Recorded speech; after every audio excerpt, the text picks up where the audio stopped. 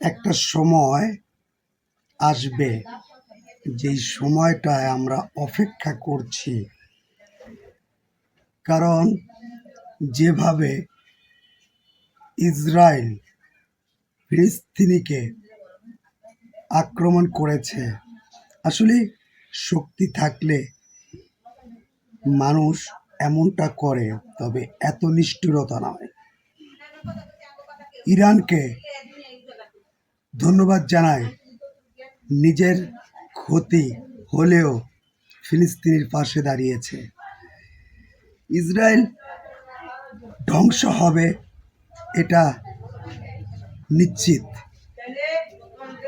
কিন্তু ইসরায়েলকে বুঝতে হবে মুসলিম জাতি এতটাই মনোবল এবং শক্তিশালী মনোবল নিয়ে পৃথিবীর মানচিত্রে এই মুসলিম জাতিরা টিকে আছে।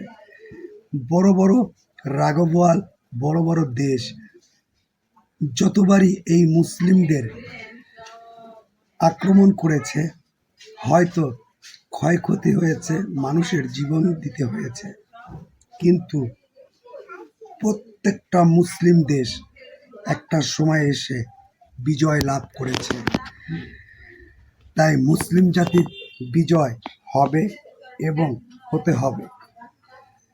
ইরানের যেভাবে আমাদের ফিলিস্তিনি ভাইদের পাশে দাঁড়িয়েছে, ইরানকে লাখো কোটি সালাম জানাই। এবং ইরান যেভাবেই দাপটের সাথে এই যুদ্ধ মোকাবেলা করছে, তাদের জন্য সবসময় দোয়া রইল ইরানবাসীর প্রতি। তারা ধৈর্য সহকারে তাদের ক্ষতি মেনে নিয়েও ফিলিস্তিনের পাশে দাঁড়িয়ে যুদ্ধ করছে।